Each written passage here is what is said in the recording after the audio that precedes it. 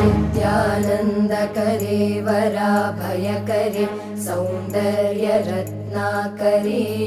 निर्दोता किल घोरपावनकरे प्रत्यक्ष माहेश्वरे प्रालेयाचलवंशपावनकरे काशीपुराधीश्वरे भिक्षां देहि कृपावलम्बनकरे मातान्नपूर्णेश्वरे